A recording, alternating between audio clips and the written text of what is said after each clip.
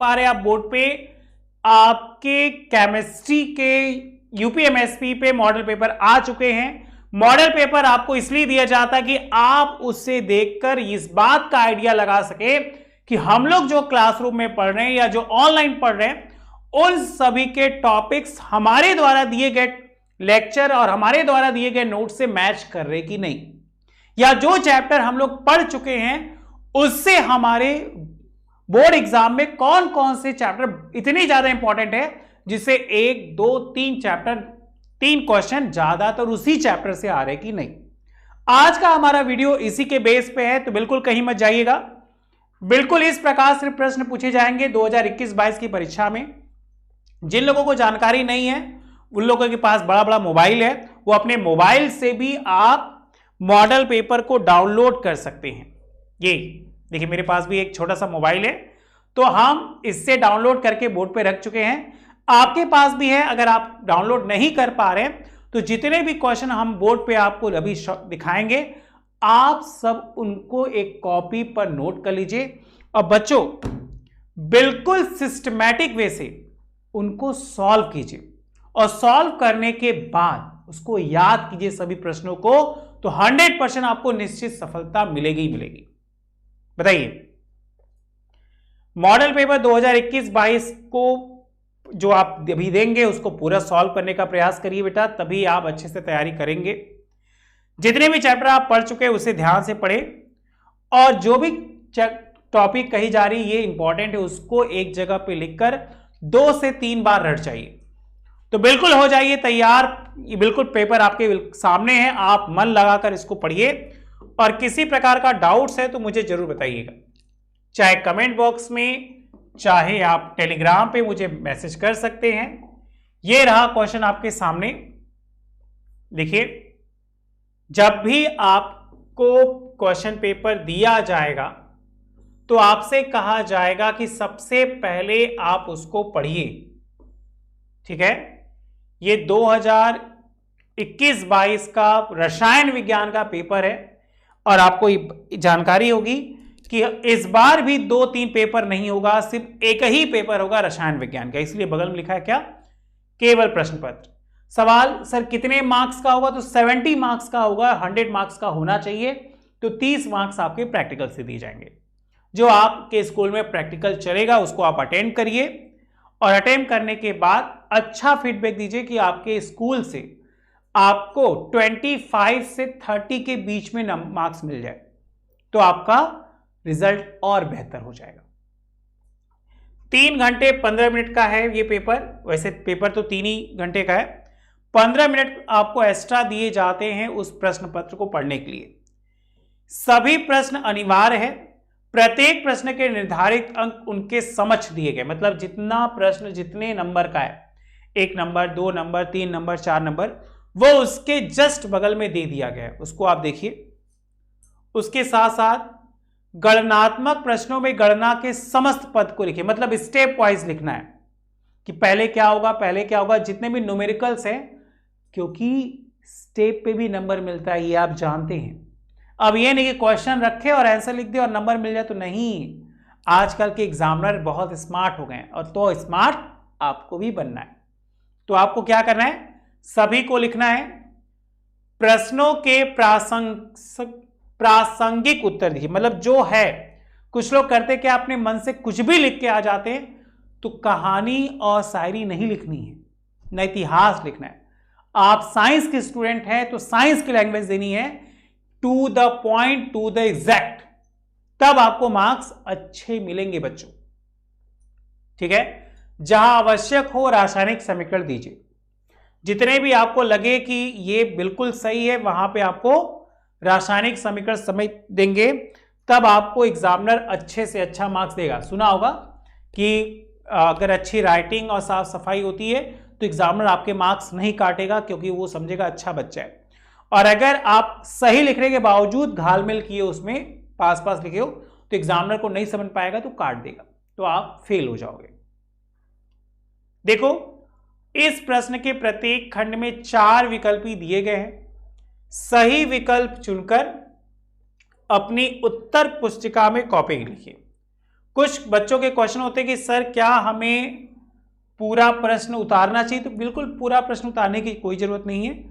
आप साफ साफ ये जरूर शो करिएगा कि जो आंसर लिखे वो किस प्रश्न का है, वो प्रश्न का नंबर और आंसर। जैसे आप देखो, सबसे पहला ही क्वेश्चन, फलक केंद्रीय घनी कोष्टिका में परमाणुओं की संख्या। तो चैप्टर देखते ही लग जा रहा है ये चैप्टर है हमारा क्या, सॉलिड स्टेट। बताइए आंसर बताइए। फलक केंद्रित घनी कोष्टिका में परमाणुओं की संख्या कितनी होती है? 1 होती है, 2 होती है, या 4 होती है, 6 होती है? हमने आपको सारी चीजें पढ़ाई हैं। अब आपकी बारी है, आप अपने आंसर दीजिए और उस चैप्टर को देखिए जो चैप्टर हम आपको पढ़ा चुके हैं वो आपको कितने आ रहे। दूसरा, निम्नलिखित में से कौन सा विलयन अणु संख्या गुण नहीं है?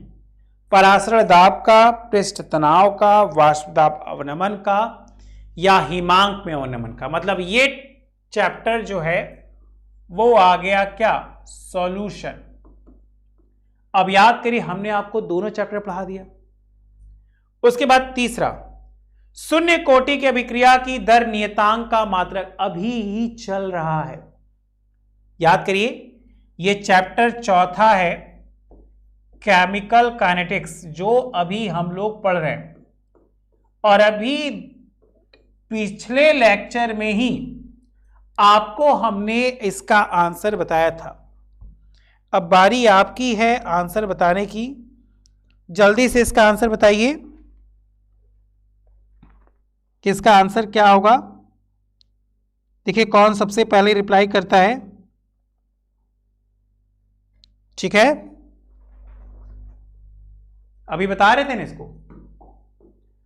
उसके बाद चौथा है, निम्नलिखित में से कौन सा यौगिक कैनिजारो अभिक्रिया नहीं दी? याद करिए कैनिजारो, फ्रीडल क्राफ्ट, वुर्च अभिक्रिया, ये सारे नाम आए थे। मतलब ये कार्बनिक यौगिक का है। फिर कह रहे एथिल एमीन और HNO3 की क्रिया, सोचिए किससे संबंधित है? एथिल एमीन मतलब C2H5NH2 किससे क्रिया? नाइट्रिक अम्ल से। समीकरण आपको याद होना चाहिए। तो कौन सा बनेगा इन चारों में से? जो बनेगा जल्दी से बना के आप आंसर दीजिए। ठीक है,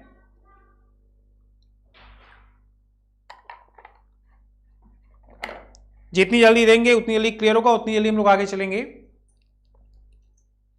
और लास्ट है, ग्लूकोज अपचायक गुण प्रदर्शित करता है क्योंकि उसमें होता है। अब ग्लूकोज की बात होती है तो एल्डिहाइड समूह होता है, कीटोन समूह होता है, हाइड्रोक्सिल समूह होता है, या NH2 समूह होता है। अब ग्लूकोज याद आते ही फिर से याद आ रहा है विलयन। याद आ रहा है कि नहीं? तो सोचो ये हम लोग किस टॉपिक को ऑब्जर्व किए थे? ये विलयन भी वाला था और जो उधर नहीं पढ़े थे कार्बोक्सिलिक ईथर वाला, उससे भी रिलेटेड है। ये तो भूल ही नहीं सकते, ये आपका सॉलिड स्टेट का है। हम क्लासरूम में कराए थे आपको कि एक तत्व A जिसका परमाणु द्रव्यमान 100 है दे दिया, BCC याद करिए आपको बताए थे, BCC, FCC, CC, SCC, ऐसी बहुत सारे नाम बताए थे। तो ये चैप्टर से आपको बताने हैं। अगर नहीं आएगा तो हम तो है ही, हम कहीं नहीं जाएंगे, हम आपको बताएंगे। ठीक, उसके बाद ख कह रहे हैं मोल प्रभाज किसे कहते हैं? विलेय के मोल प्रभाज एवं वाष्प दाब अवनमन के संबंध का व्यंजक मतलब फॉर्मूला। तो आपको बताया गया था कि जो मोल प्रभाज होता है वो मोलों की संख्या के समांक को दिखाता है, जिनमें xn plus x capital N का मान होता है क्या? 1। xn जो है वो विलेय के मोल प्रभाज को व्यक्त करता है, x कैपिटल N जो है वो विलायक के मोल प्रभाज को व्यक्त करता है, और अगर दोनों के मोल प्रभाज को जोड़ दिया जाए तो आता है 1। और इसी को कह रहा है कि जब वाष्प दाब के अवनमन से जोड़ेंगे तो x जो है वो P0 minus PS upon P0 पे डिपेंड होता है। क्वेश्चन नंबर ग, एक MH2SO4 विलयन की तुल्यांकी चालकता गणना कीजिए, इसकी विशिष्ट चालकता इतनी है। मतलब ये जो चैप्टर है वो है सॉल्यूशन। तो आप देखो ज्यादातर फिजिकल केमिस्ट्री से आ रहा है, एक ठोस अवस्था और दूसरा विलय। बताइए बेटा क्या ये चीजें क्लियर है? तो आप यस सर में आंसर दीजिए और इसको लिख लीजिए। उसके बाद करें स्कंदन की हार्डी सुलजे नियम, याद करिए हार्डी सुलजे, किलर, कैनिजारो, फ्रीडलक्रॉफ्ट, वुड्स, ये हम पिछले टॉपिक में एक साथ लिखवाए थे। अगर फिर भी नहीं आएगा तो मुझे आप कमेंट्स करिएगा, हम आपके कमेंट्स का आंसर जरूर देंगे, या फिर भी नहीं आएगा तो आप टेलीग्राम करिएगा, उसके आंसर हम आपको भेज देंगे, ठीक है। उसके बाद सरल घनी, देखिए एकक कोष्टिका जिसको सिंपल क्लोज क्यूबिक के नाम से जानते थे। संकुलन क्षमता की गणना कीजिए, याद करिए ये सब 2-2 नंबर के फुटकरिया क्वेश्चन है और जो आपको आपके एग्जाम में बहुत अच्छे मार्क्स दिला के जाएंगे बच्चा। फिर कह रहा है अक्रिय गैसों की 2-2 विशेषताएं और उनका 2-2 उपयोग लिखिए। तो याद करिए जो हीलियम होता है उसका इस्तेमाल गुब्बारे और विद्युत बल्बों में भरते हैं, तो ये उनका उपयोग हो गया। विशेषताएं ये इनर्ट गैसें होती है जो अक्रियाशील होती हैं, कार्यक्षमता इनकी बढ़ती है। उसके बाद ये चैप्टर अभी हम लोग नहीं पढ़े जो नीचे है, निम्नलिखित में उप सहसंयोजक यौगिकों के आईयूपीएसी नाम, ये अभी हम आपको नहीं पढ़ाएं। जो चैप्टर का नाम है कोऑर्डिनेट कंपाउंड, और उम्मीद करते इसके बाद वही हम स्टार्ट करेंगे, ठीक है। कोऑर्डिनेट कंपाउंड बच्चा अभी हम आपको नहीं पढ़ाएं तो बिल्कुल उसके लिए परेशान और नाराज मत होइए। पहले उन चैप्टर की बात कर ले जो आप पढ़ चुके हैं, उस पर ज्यादा फोकस करिए, देखिए वो चीजें आपको अच्छे से आ रही कि नहीं। और अभी कुछ दिन पहले जब बायोमॉलिक्यूल्स आपको पढ़ाए थे तो यही आपको दिए थे डीएनए तथा आरएनए में महत्वपूर्ण संरचनात्मक और क्रियात्मक अंतर। तो अंतर आपको लिखवा दिए थे। संरचना की बात करेंगे तो जो डीएनए की संरचना होती है वो लगभग ऐसे बनी है, आप अपनी किताब को देखिए, ऐसे ऐसे होगा। आरएनए की जब संरचना की बात करेंगे तो वो लगभग ऐसे है, सॉरी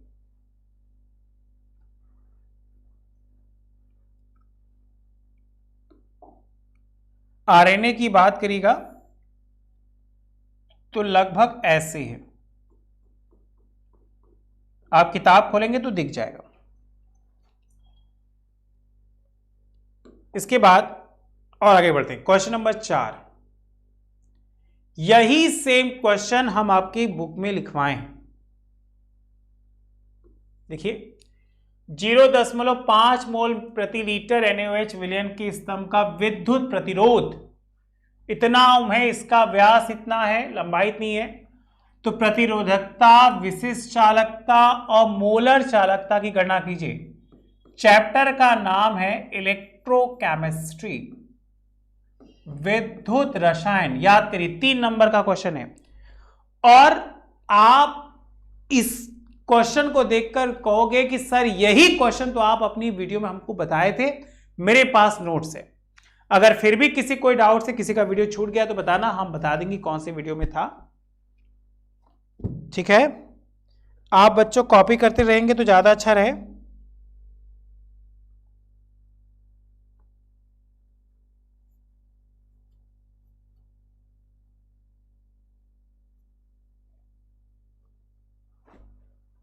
ठीक है। उसके बाद नेक्स्ट पेप्टीकरण और अपोहन। अपोहन को ही इंग्लिश में बताए थे डायलिसिस, याद करिए बायोमोलिक्यूल्स में बता रहे थे कि जब किडनी या लीवर जब किडनी फेल हो जाती है तो मशीनरी के द्वारा उसमें नाइट्रोजन युक्त पदार्थों को दूर किया जाता है, अशुद्धियों को। उसी विधि को दूर करने की क्रिया को डायलिसिस या अपोहन के नाम से जाना जाता है। पेप्टिकरण याद कर लीजिएगा, पेप्टिकरण इंपॉर्टेंट है। उसके बाद है प्राथमिक, द्वितीयक और तृतीयक एमिनो की पहचान की विधि और रासायनिक समीकरण के साथ उसको क्या करना है, लिखना है। ठीक है, प्राथमिक, द्वितीयक और तृतीयक। क्या ये बात क्लियर है? और याद करिए यही चीज हम आपको बताए थे, ग्लूकोज की संरचना जैसे नहीं C6H12O6, तो आपको ऐसे बताए थे 1 2 3 4 5 6, तो इधर OH इधर H, ये बॉन्ड दिखा दो HOH ऐसे करके नहीं लिखवाए थे। याद करिए चैप्टर, हम बताएं कि आपको याद आ गया। चैप्टर है आपका कौन सा, जिसमें नाम आ रहा था मोनोसेक्राइड, डाइसेक्राइड, पॉलीसेक्राइड, कुछ याद आया? उसी चैप्टर से संबंधित है और ये चीजें हम आपको पढ़ा चुके हैं। चलिए हम और आगे बढ़ते हैं। कह रहे किसी पदार्थ X के 4 ग्राम विलायक में डालने पर S का क्वथनांक मुझे नहीं पता तो वो दे दिया, इतना ग्राम बढ़ जाता है। तो इसके हिमांक में कमी, वाष्प दाब में कमी, 300 केल्विन घोल पर विलयन का परासरण दाब और X का अणुभार और Kb। चैप्टर का नाम है सॉल्यूशन, बोले तो विलयन। और हम लोगों ने विलयन के सारे फॉर्मूले को बहुत अच्छे से कर चुके थे। अगर आपको फिर भी लगता है कोई डाउट है तो एक वीडियो हम इन्हीं सभी फॉर्मूलों को लेकर बनाएंगे। बताइए क्या इस बात से आप सहमत हैं? हो जाएगा?